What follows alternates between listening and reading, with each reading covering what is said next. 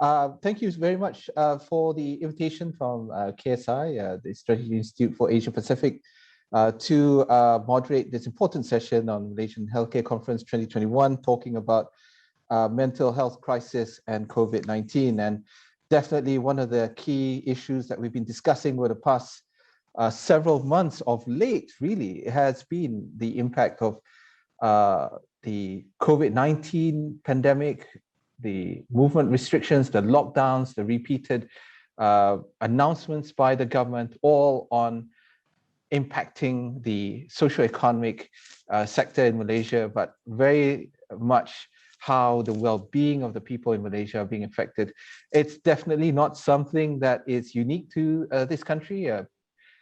People around the world are experiencing very similar challenges, and having to deal with the mental health crisis is something that is of utmost concern, especially when Malaysia was at one point a couple of years back was declared unprepared when it comes to the issue of mental health, and in fact did not sufficiently invest in this particular area. So we have a number of questions that we want to be asking our panelists who have already been introduced by Zaim earlier, and we have the questions such as the impact of the pandemic on mental health and the mental health crisis.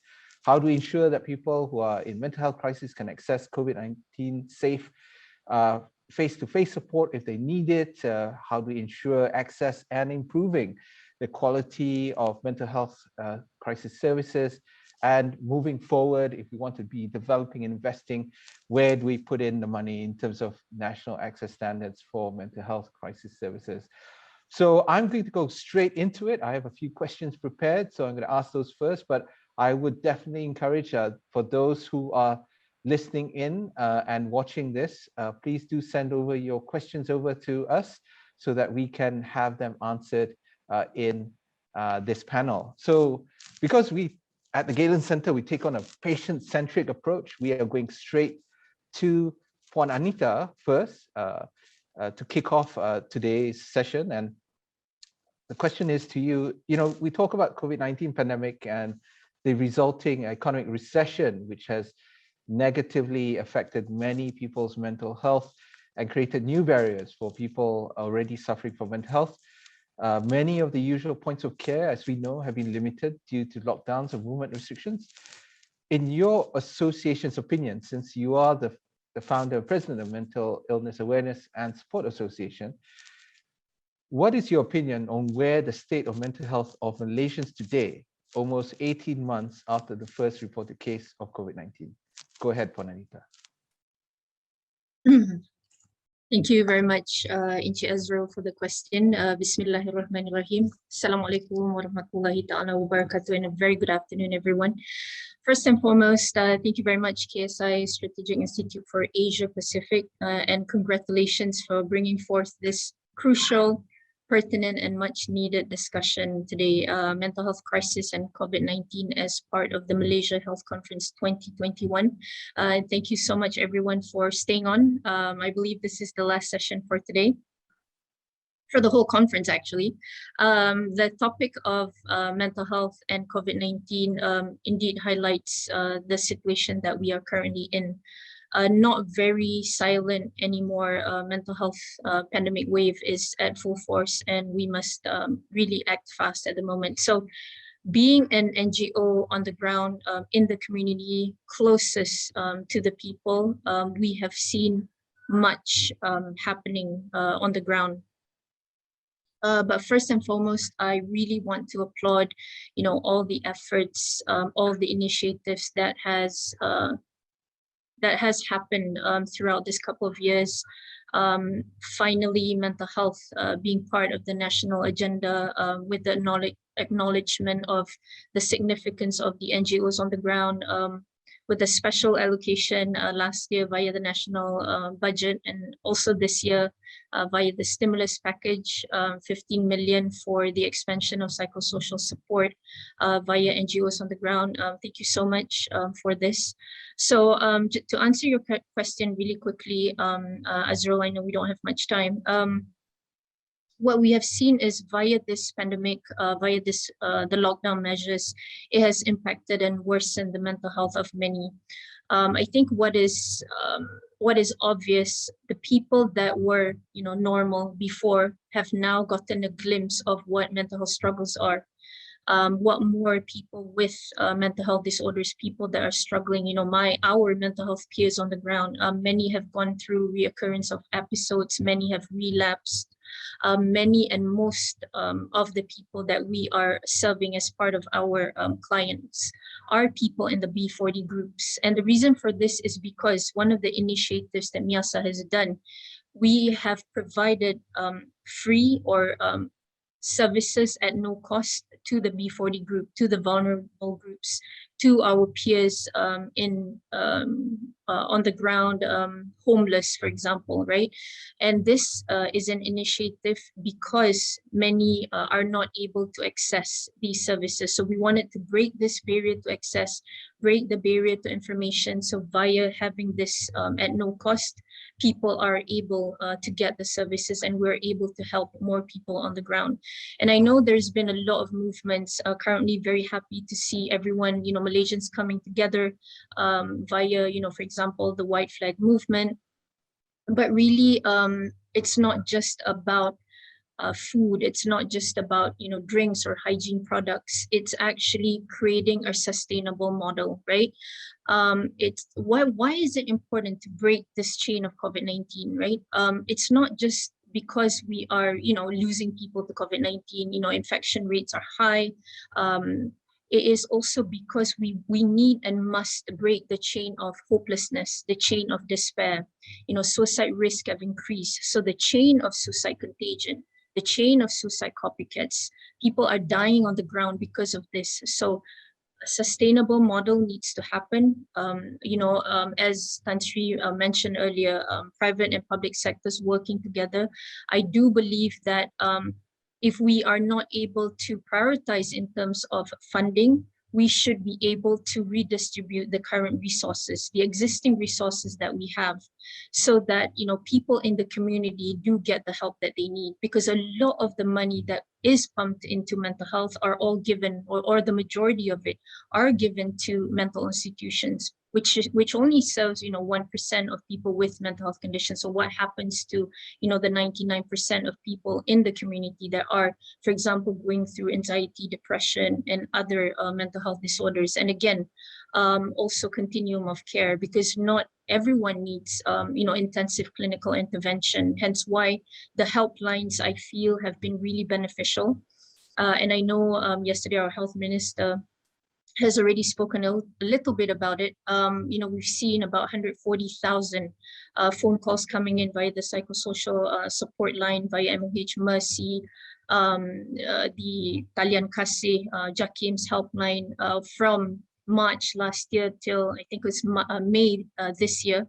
But what about the NGOs on the ground that we're not highlighting, where, for example, like us at MIASA and our friends on the ground, from August last year after RMCO happened till July 2nd this year, we have gotten 50,000, 50,000 people reaching out for the help via calls, via WhatsApp, via email, via social media, virtual session, and hybrid sessions. And we are stretched very thin at the moment. Very, very happy last year when WHO came out with, the tagline, mental health for all, greater investment, greater access, because this is exactly what needs to happen, because mental health has been left, furthest in society, being neglected, and we need to do something about it, and we need to act fast. Thank you very much. Thank you, Anita. And I think many of the points that you touched on provides excellent opening points for us to pick up on with our next few speakers, especially on the issue of budgeting, the kind of access services, the kind of needs, but also the point here that, we talk about the sustainable development goals, but not leaving anyone behind. But when you look at the issue of mental health, you just said it just now, that it seems that when it comes to mental health, it's falling behind when you compare to everything else, right? Exactly. So I'm going to go to Dr. Eugene Koh, who comes from us from Universiti Putra, Malaysia. And you're a psychiatrist, Dr. Koh, and obviously as a provider, a health provider yourself, being a professional in the mental health space, what's your opinion? How do you respond to some of the issues that Puan Anita just raised a moment ago. Go ahead, Dr. Ko. Thank you actually for the opportunity. I would start off first to say that mental health is actually a complicated issue. It is not as simple as if I see diabetes, I look at it as an illness, I only address it as an illness. I would say that it affects a lot of factors. It comes from a lot of angles that we do need to look. One of the biggest questions that I always tend to ask myself, and I do know among the professionals we also ask, are we seeing an increase in mental health awareness, or are we seeing an increase in mental health conditions? Two very different things. As more and more movement starts coming up with regards to mental health awareness, the work that Puan Anita does with her NGO and many other NGOs, as more and more of these movements come into play, appears more and more in the media, mental health awareness is going to increase. And as such, people are going to be more and more aware that the psychological impact, mental health itself, how it's affecting them. They're going to be more aware of it. And as such, they might start considering, do I have a condition? But that doesn't reflect to them developing eventually to a mental illness. That's the first thing I would actually respond to what was just mentioned. Are we actually seeing an increase of mental health awareness, which results in an increase of using mental health related resources, such as the NGOs and the supports? Or are we actually seeing a very severe COVID related mental health condition or crisis, which leads to many mental health illnesses increase? And one of the other points I want to point out is that while we were worried that when the pandemic hits, people are going to develop more and more mental health conditions, we actually didn't see that in 2020. Feedback, anecdotal feedback, when we ask around from the other hospitals, we do get more and more patients relapse, but we don't actually see a very significant increase in the prevalence. We did see that when the MCO happened in 2021, we did see a jump into it. But we kind of also expected that because our situations has gotten more and more worse. The cases of numbers have gotten more and more. The socioeconomic factors has come more and more. And we do know in times where all of this contributes to someone unable to fulfill their basic needs, it causes a lot of distress. And when there's a lot of distress, naturally, some of them will actually end up developing mental condition. So I'd be a bit cautious to kind of interpret this this whole picture. I do agree that we have a lot more to work on. I do agree that we are getting more and more people who are aware, more and more people who goes into this to give support to work on it. But I also would say that we do have a system currently, at least within the urban areas, the major cities. The rural cities still have a lot to work on too, but at least within the urban cities, we do have a lot of resources that kind of able to provide some form of mental health intervention when necessary. And this is not just from a psychiatrist perspective. I know the public health are actively involved, the KKMs and all this, they have a whole section developing, and they have come out with various methods to reach out mental health to the public, not through a psychiatry center. Our clinic kesehatans, all the staff are actually trained to do some form of screening to kind of support them. They might not be able to provide very adequate or intensive treatments like perhaps a psychiatry center is, but they are trained enough to kind of screen, to kind of offer basic support and then go on. And on top of that, from a community level, I think, as Puan Anita rightly pointed out, more and more NGOs, more and more public initiated movements are coming up. And from there, we are able to reach out to the public, and more supports will build up with that. Overall, I would say that, again, this is a very complex, complicated picture. I wouldn't dichotomize it to as very bad and very good, but I will want to consider all aspects of this before we consider, before we move on, before we plan a framework to actually support this. All right, I'll just leave it at that. Okay. Thanks, Mr. Arif. Yeah, thank you very much, Dr. Ko. And certainly a lot of people have been trying to understand where we are on the issue of mental health and how it is positioned with regards to COVID-19. And it is still a developing situation. All we see are the consequences of neglect of mental health or us not addressing problems. And some of the consequences that we're starting to see are things like sleep deprivation, people are not getting enough rest. It seems like we're working all hours of the day. You know, previously we had separations in terms of where we are in terms of work, where we are at home, where we are in terms of sleep. Now, honestly speaking, I'm sometimes sending emails at 1 a.m. I also don't know why I'm sending these emails, but the point is that our mental health is actually being affected due to the fact that we have no longer these kind of borders or even protections that are put into place to help us deal with it. So I want to ask Dr. Aliaa over there, who's also from UPM, where are the main problems that you see in terms of us dealing with rest, and especially when it comes to mental health, and most importantly, what can we do about it? Go ahead, Doctor. Yeah, thank you, Ms. Azrul, for a very important question. So please allow me to share some of my PowerPoint slides. I promise it's very simple slides. Is it possible to share my screen?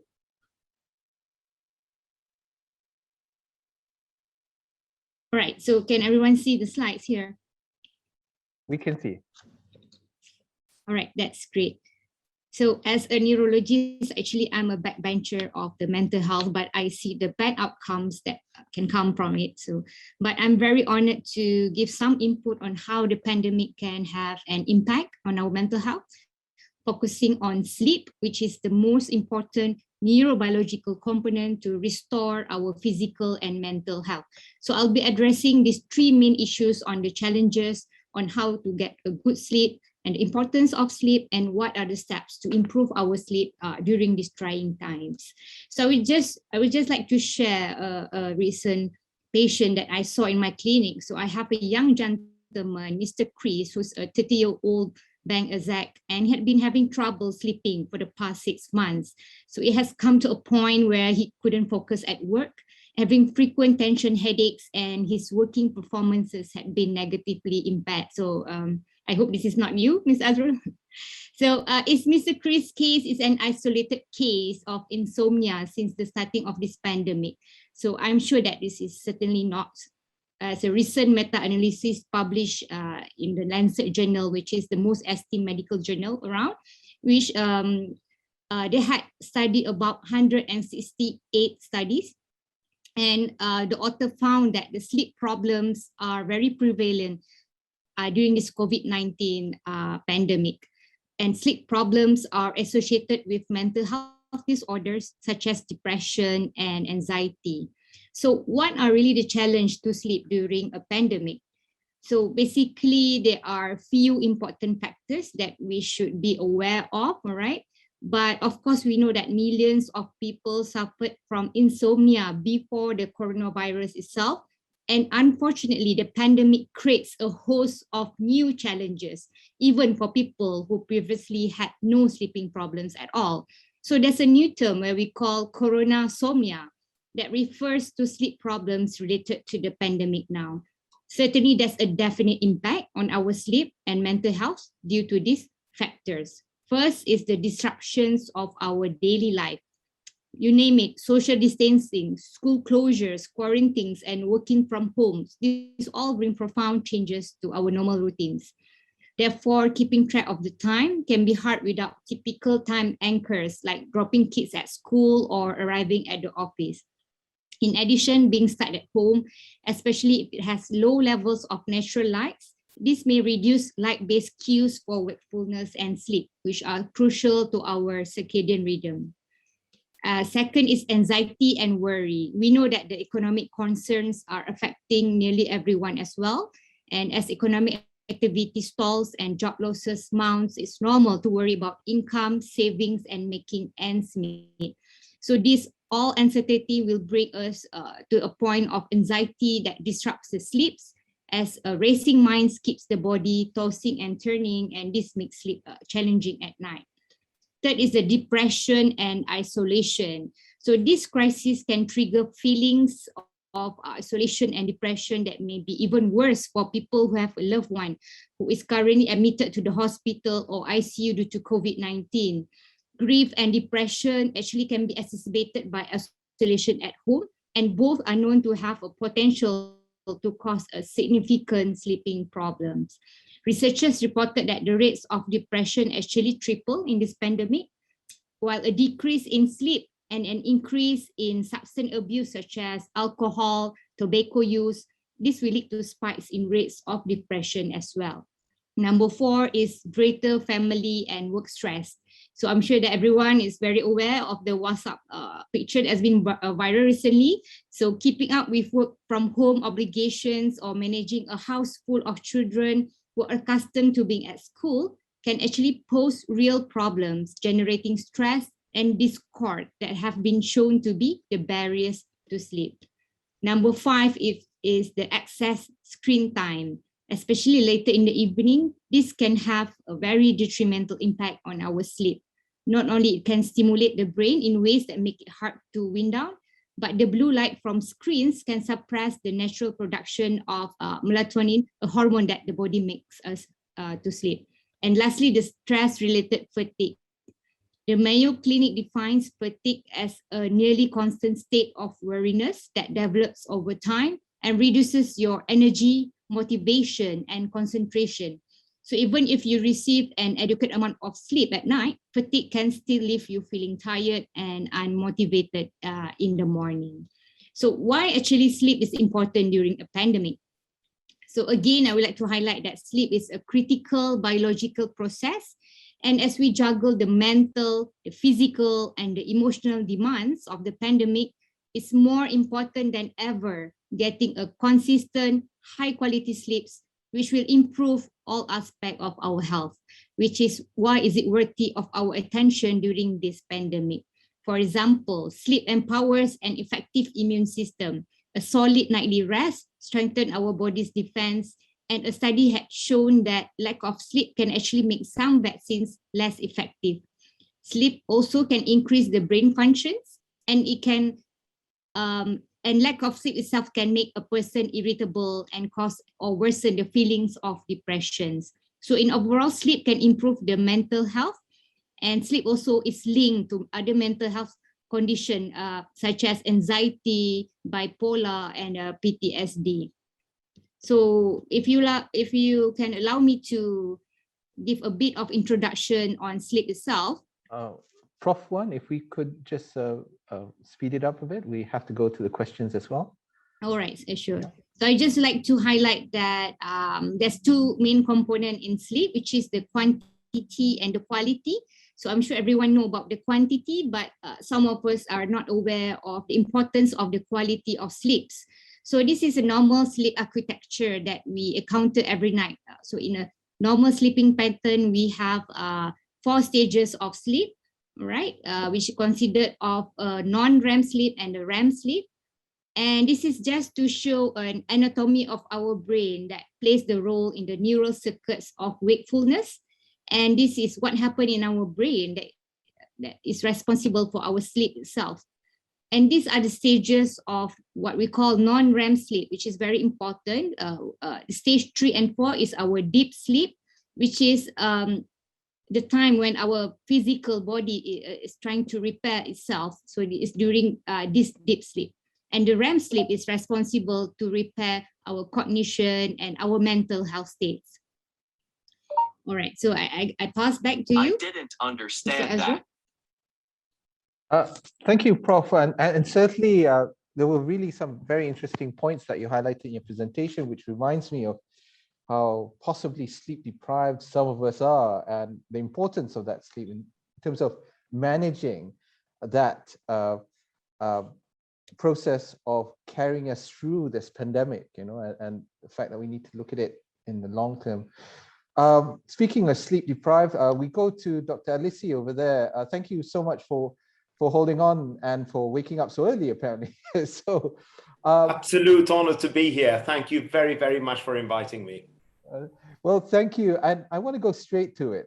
You know, you work in health systems, information management systems, and one of the issues that we're about to deal with really is the national budget. And when you look at the Malaysian national budget, we saw the psychiatry and mental health services in public healthcare, which is dependent on for the majority of the population, actually decrease from 31 million ringgit to,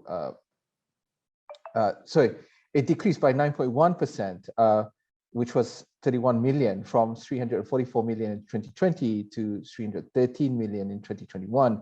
which made us actually less funded entering into the second year of the COVID-19 pandemic compared to the previous one, and the lowest amount this has been since 2017, and arguably the steepest budget cut when you compare to this area of healthcare over the last decade. So the question I have to pose to you, Dr. Alessi, is, does it matter?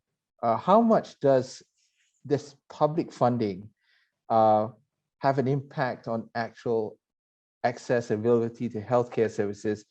And most importantly, because we are about to enter the next budget discussions, there's a lot of debate that's going to go into Parliament, but also we need a message that's made clear to the policymakers and the parliamentarians. What should we say that's needed for the next budget when it comes to mental health? Over to you, sir. Thank you. And you know, it's if you stop and reflect for a minute, what's happening in Malaysia in terms of mental health, and I was listening really intently to the previous speakers in terms of where we are and what processes we've put in place to try to assuage the worst effects of this pandemic. Malaysia is not that different to anywhere else, insofar as mental health has been relatively underfunded.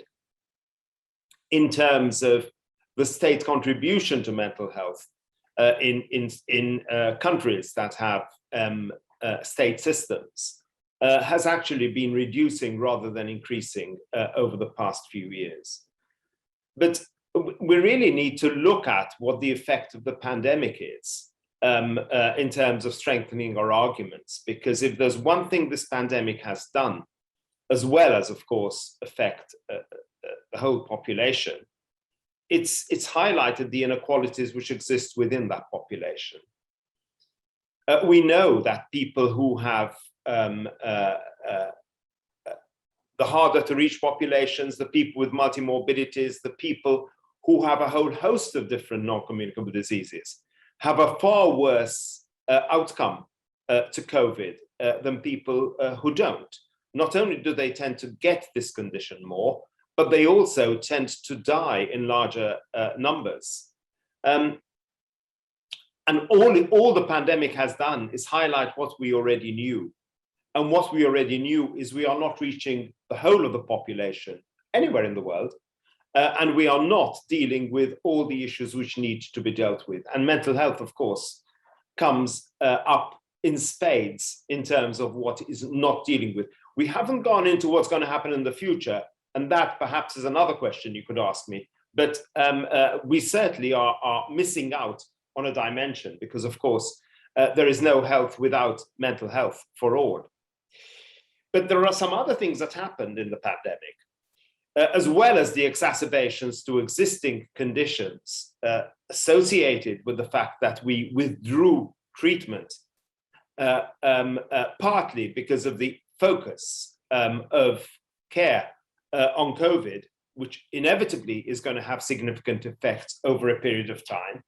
We also are now dealing with a really quite affected workforce, and I'm talking about the health and care workforce of our countries, because the fact that they were dealing with the pandemic has actually significantly affected them as well. So now we not only have a population which is clearly in need of treatment, not only do we have the effects of COVID upon most people because of the work-home balance being disturbed, but we also now have a workforce that needs treating as well. And treating in pretty large numbers the effects of depersonalization, the effects of burnout, often exhibit initially in mental health disorders. And these need treatment, and need treatment really quite significantly. Hence, I think the arguments for ensuring that we manage our mental health better in future years is clearly the time. It's clearly the time to make those arguments now, this is the time when we have most evidence on our side in terms of the effect upon the population, because we can see it, the fact there are significant inequalities because we can see them, and the fact that non-communicable diseases in general have actually not done terribly well associated with this pandemic. So COVID has not only affected the COVID populations, but also affected the non-COVID populations. And in some countries, the effect of that has been even greater than the effect of COVID itself. Thank you very much, Dr. Alessi. And that's quite a really interesting opening salvo from you. I'm going to pick up on some of those points that you mentioned and bring it over to Puan Anita over there.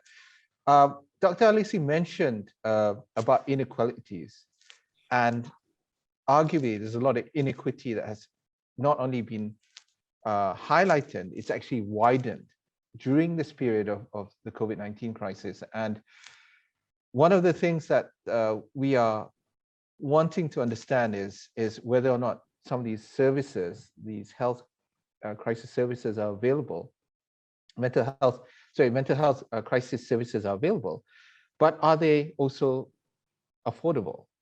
And what we see is that even though in the private sector, it is possible to access some of these services, they could be an additional cost for people who during this time are unable to afford those kind of services. And it's considered almost a luxury even to consider your own state of well-being, your mental health, as opposed to more existential concerns like food, bringing income to the table to be able to ensure that your family is able to sustain during a period of unemployment. There's a lot that's happening today and a lot for people to manage. How do you help people who are needing access? And the problem here is that a lot of these services are being provided by the public health sector, which provides them at low cost. It is available, but they're also limited. And during this time where COVID-19 is a concern, it may be a deterrent for people to actually go to the service centers or the hospitals where these services are based. So what's your opinion, Puan Anita, on the issue of the inequality and inequity that has been highlighted and even widened during this period? Go ahead. Thank you very much, Inch Azrul. That's a very important question. I think one of the great things that has happened via this pandemic is actually the birth of telehealth. So I believe that even NGOs on the ground, what we are currently doing is we are strengthening our telehealth. Even for MIASA, all our services, we have migrated them online. So people are able to access, for example, peer support, counseling, mental health assessment, clinical assessment, therapy, art therapy, alternative, non-medical alternatives that we also provide to people. I think one of the other ways that we will be able to break this barrier is if we provide and move towards task shifting. And I talk a lot about task shifting because this has been proven outside of Malaysia, right?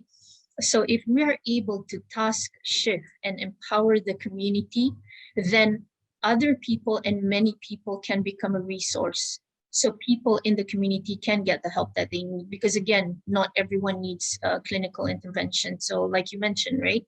A lot of people are feeling it, not just people with mental health conditions or disorders, but the normal people that weren't struggling, in terms of, needing emotional support or psychosocial support. So obviously, via this pandemic hit, the lockdown measures that has happened, social isolation, the economic impact, people being cut off from being able to do their effective coping mechanisms, be it seeing family or going out, traveling, or just doing, running or cycling at the public parks, etc.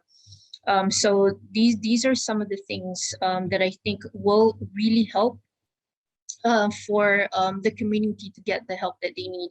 And one of the other things that is possible at the moment is to leverage on our public health network. Of course, we've got GPs, 7,000. We've got health clinics at the moment, 1,000 plus. If we're able to train, if we're able to provide, mental health assessments, which I know some are able to do it, but not many yet.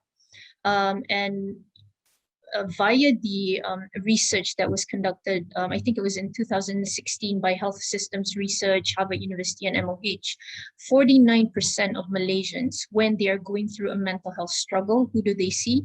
Their first point of contact are GPs. So if we're able to leverage on our primary care, our primary care network, then a lot of people can get the help that they need. So really, there are resources. We just need to get people trained. Just minimal training, and what we've seen working on the ground, providing some quick wins that we've seen are providing practical tips. A lot of people that reach out for the help, what do? We provide them how to do deep breathing exercises, relaxation techniques, for example, grounding techniques. Those things really provide a lot of help to people, because people go through anxiousness, anxiety, there's a lot of uncertainties happening, a lot of people feel panicky.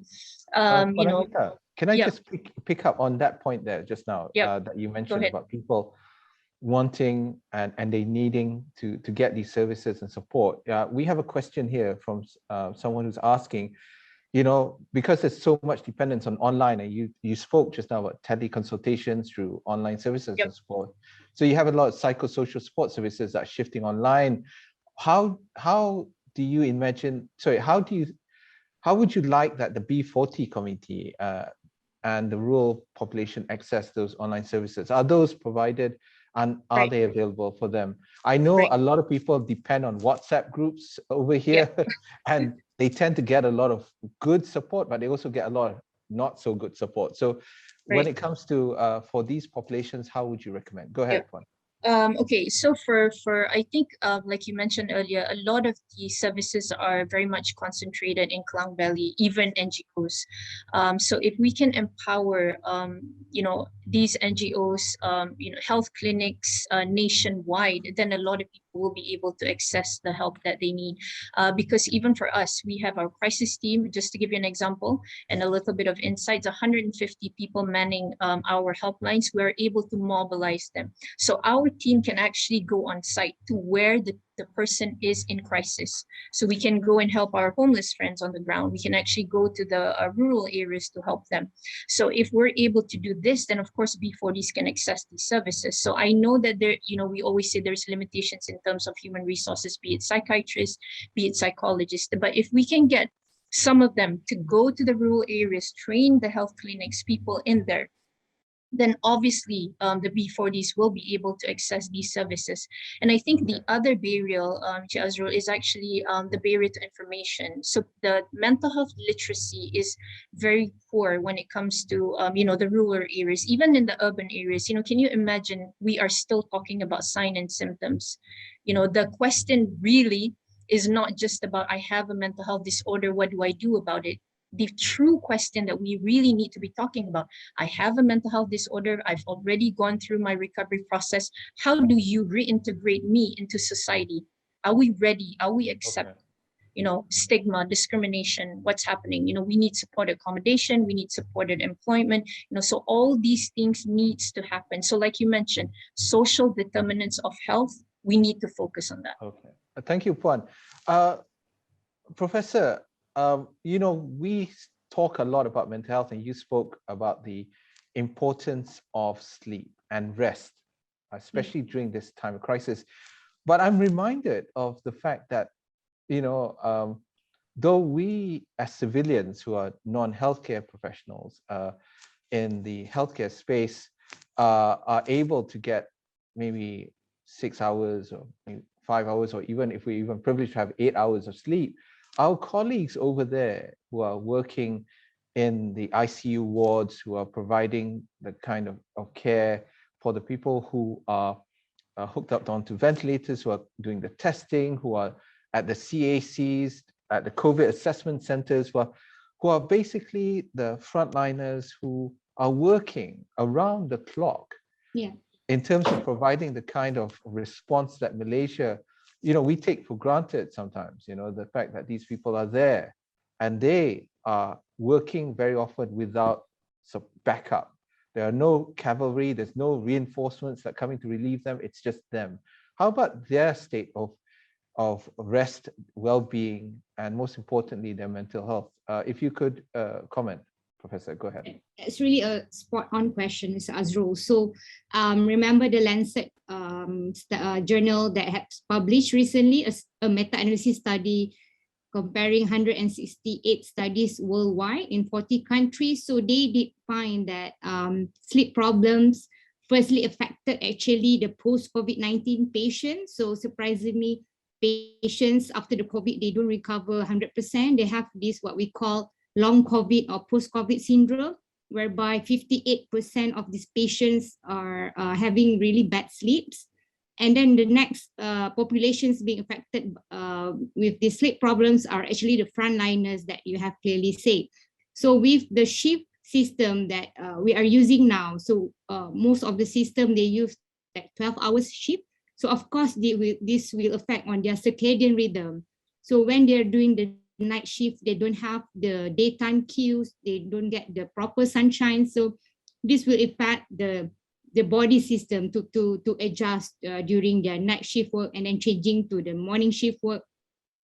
So about 30% of the frontliners actually having the sleep problems. And when they're having sleep problems, they are associated with the mental health disorders such as depression and anxiety. So this is something that we have to give our attention on to really help these populations on how to improve their sleep so that their mental health can be improved as well. So thank you, Mr. Azrul, for pointing out on this. Thank you, Prof. Dr. Ko, I have two questions for you. It's coming in from our colleagues out there. First of all, we don't speak about young people that often. We think of they're resilient, they're young. Where's the problem? We're talking about mostly middle-aged, older people, but they tend to be much more tough and resilient, but everybody's vulnerable. And the fact is that we're seeing more and more concern, problems of mental health crisis amongst young people. So in terms of, well, in your opinion, what do you see as three possible concerns or factors that are affecting them during this period of crisis for young people? And the second question is really, if you could comment a little bit on the online services, I think would be good, picking up the point that was raised earlier by Puan Anita. Go ahead, Dr. Correct. Let's start with the second question first. I think that's a bit easier. There was a study, a national survey that was done in 2018 and then 2019 on the number of people who have access to the internet. That number actually gradually increased. It's a national survey, by the way. 90% of the country population has access to internet. We're not talking about having a fancy smartphone. We're not talking about having a fancy computer. People who have access to those is only about 30% from that same survey. But 90% of the population have some form of access to the internet. A lot of them are very well versed with using the internet to source out resources and also to socialize. Why I'm putting this up is that because keeping that in mind and considering what online therapy is or what online healthcare services are, as long as someone who could access the internet, most likely through a phone, you don't need a fancy handphone to access the internet, but as long as they could access that, some form of mental health support could be provided. You don't necessarily need to have a face-to-face, use the Zoom account and kind of chat. It could be a phone call. It could be an internet voice call. It could be a Zoom call without video. So to kind of address that earlier question that was asked to us on the internet, so online services, I think a huge percentage of our population can access it. With regards, even if it's B40, a huge percentage of them can access it. But maybe it's not accessing it in the same manner that we commonly have, sit in a comfortable room, have a nice Zoom call chat. It could be as simple as having a phone call or various other versions of that. It could be as simple as sending an email and kind of find out what are the routes they can do for health seeking. So I would say that online services for healthcare is still accessible to a certain extent, even for B40, but not to all. We do need much more work on that. We do need to increase the access that includes everyone in the B40 or even the rest of the population. That's just my comment on that. With regards to the other questions, with regards to youth, I'm going to state here first, I'm not a youth specialist, so I'm going to only be able to answer it from a very general sense. I would say youth are also humans. They would experience the same amount of distress that adult would go through with regards to the changes that the pandemic has brought upon, except the sources of their changes would be a bit different. They would have to learn to adapt on how to sit in front of a computer to educate, to go through education. They would need to learn how to adapt, how to socialize, if any. Most of them are probably cut off from their friends and socializing gets affected.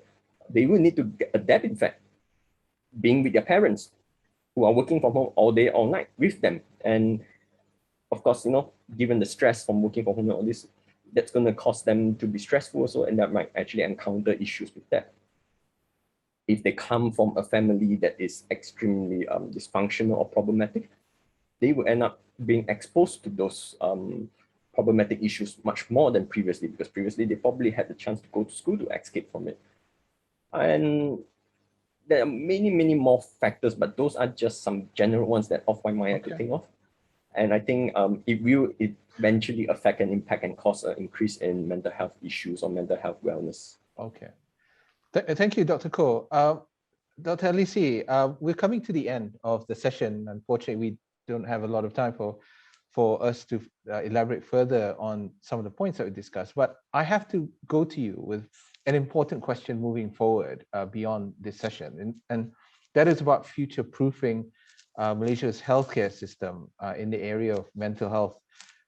And to address one of the critical issues that Prof. Wan commented earlier and has been raised in a question here is building support systems in the community as well for frontliners, where now we're suddenly seeing a huge demand for mental health services, but we are facing limited resources and trained personnel. So if you were to give a recommendation in terms of future-proofing the system for mental health, what would you say is best in terms of where the money should be put in and what should we invest in?